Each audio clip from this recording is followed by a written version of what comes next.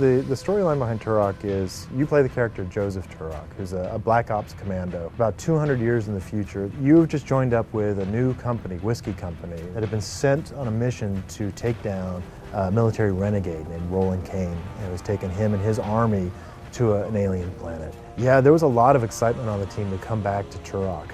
A lot of people who played the original N64, myself included, that was sort of remembered as one of those seminal events on the console, that you're really coming in and saying, oh, this is what a shooter should be on the console. Flip that coin over, we have much more expectations that we have to fulfill to get that next-gen gameplay. We can't just put down a fog wall right in front of the clipping plane and to have noises off in the background that aren't real dinosaurs.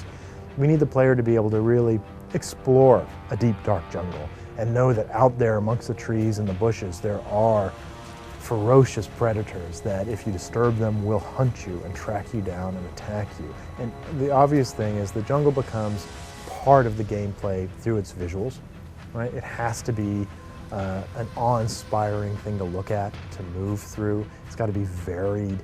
And overwhelm you with how alien and hostile it can be. You can watch dinosaurs stealing eggs out of each other's nests. You can watch dinosaurs hunting each other or grazing harmlessly on the grass as you move through it.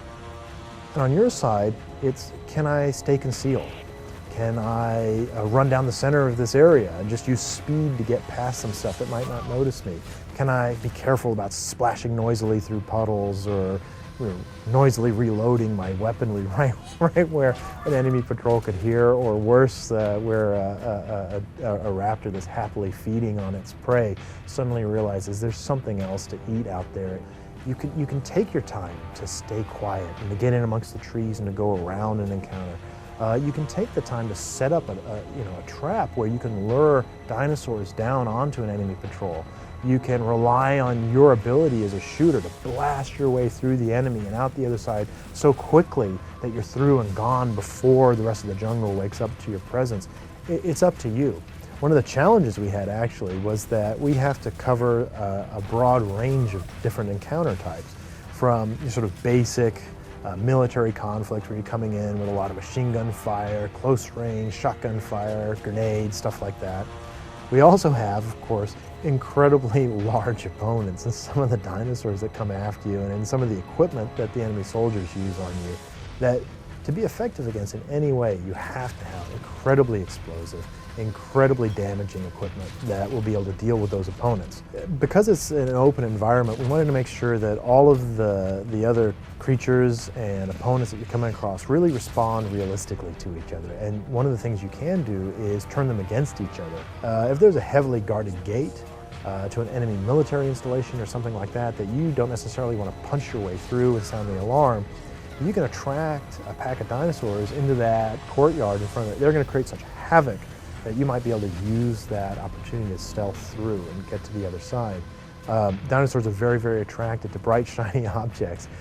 So using your military flares to catch their attention is one way to yank their attention over to some other area. The thing that really makes the dinosaurs into a terrifying opponent is the fact that these creatures that outweigh you sometimes by tons, certainly by hundreds of pounds, even in the smaller dinosaurs, are trying to leap on you and tear you to pieces.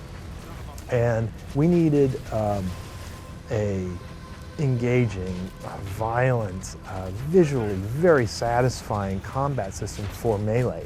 And as a first-person shooter, you're always very, very challenged to make that melee combat stand out.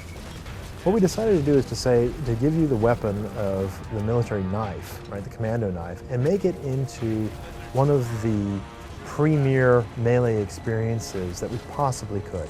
And so we've instituted a system where when the dinosaurs get on you, or you can get on the dinosaurs, or you can use as enemy soldiers and you want to wield the knife, we give you a full repertoire of these close-up strategic tactical moves that allow you to just land fatal attacks on your enemies. Of course, now your enemies have those abilities to land those on you too, and you have to fight from that position with the knife to make your way out of it. It's a cinematic event. It's right up close and personal. You can feel that dinosaur breath on your face as it's got you down on the ground and it's gouging at you, and you got your knife out and you're just trying to hack it off of you to stun it or hurt it enough to push it back off of you and get back to your feet. It's a decision the player has to make that's a very daring decision, where I'm close enough to this massive, terrifying, killing machine, and yet I'm going to whip out my knife and leap in there for the killing blow, the one that's going to drive this thing to the ground and let me move on. If I can distract the dino, distract the enemy soldier, if I can stun it for some of the larger creatures, if I can knock it down with an explosion from a grenade, if I'm brave enough to whip out the knife and to run in there to time it correctly, I'm going to get rewarded by this cinematic finishing melee combat, where as a player I'm guiding the knife into the finishing blow on the dinosaur and watching it die.